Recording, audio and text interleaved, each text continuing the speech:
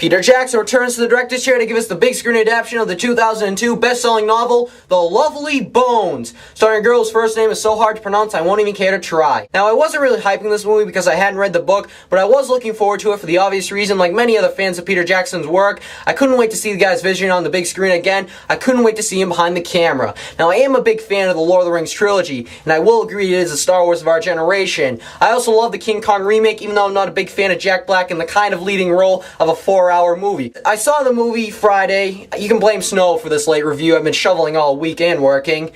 Yeah. But this movie has been in select theaters over the past couple of months, been getting very negative reviews, people saying it really didn't stay true to the book, which was an odd thing to me at the time because Peter Jackson directed the Lord of the Rings trilogy, and that stayed very true to the books. He even gave us 5 endings in Return of the King so he could stay true to what J.R.R. Tolkien wrote.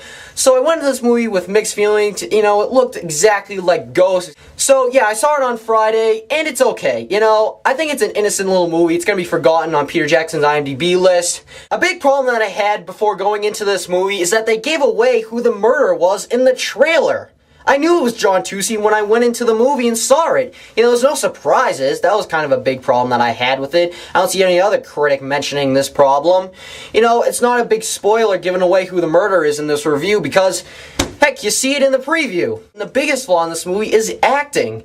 Mark Wahlberg is terrible in this movie, and I don't know if I can just blame him. I think I have a little theory that Peter Jackson was so concentrated on making the Susie Salmon girl, the actress playing her, to get a breakout role for her so she'll get more work in the future, that he really didn't pay attention to his other actors. He thought Mark Wahlberg was a big boy, he could take care of this character by himself, so he just gave him a description list that just said, nice dad. Because that's all he is throughout the movie. He shows no humanity in his character. Nothing. Just, hey, honey, oh, you're dead. Oh, you're dead, honey. Also, Susan Sarandon is in this movie, and she's very unnecessary. She provides humor throughout the film, but humor really doesn't have to play as big a part in this film as she played it.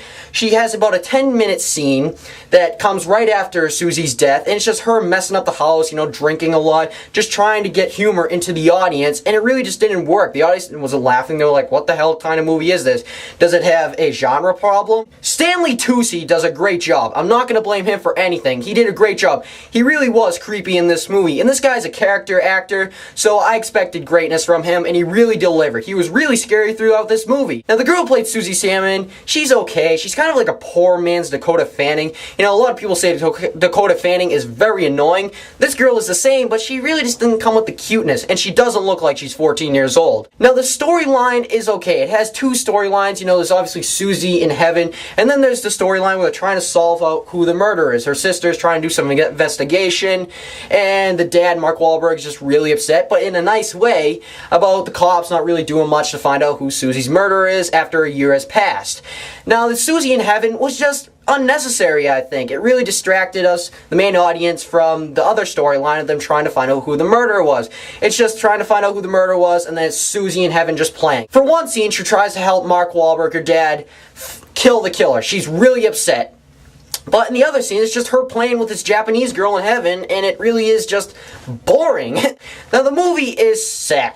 I didn't cry, but it is very dramatic. John Tusey really does show his creepiness when he actually kills Susie. A lot of people say that was more gruesome in the book, but this is a PG-13 movie, and for this type of gruesome act to happen in a PG-13 movie, I think they went as far as they could with it. Peter Jackson's direction in this movie was really good. I really like the cinematography. It is a beautiful movie to watch. But there's the other things, the negative things that really distract the viewer from having a good time with it. It's not really a memorable movie. Like I said, it copies a lot from Ghost. There are some really cheap things in this movie, such as the CGI when Susie's in heaven. The CGI is just terrible. It looks like a commercial. The writing's not all that good. Peter Jackson said he's not a fan of dialogue, and it really does show in this movie. I kind of have the same feeling with this movie and him as a director as I did with The Terminal and Steven Spielberg. Both directors took big breaks. This is Peter Jackson's first coming back from a big break. And, he likes to ease himself back into cinema with a small movie like this. The movie's okay. I wouldn't really recommend go out and see it this weekend, but I'm going to give this movie a 2.5 out of 5. There are some okay, enjoyable moments in it. We really get that feeling that it's the 70s. But, it's just an movie. Kind of like Race to Witch Mountain. So, go Vikings!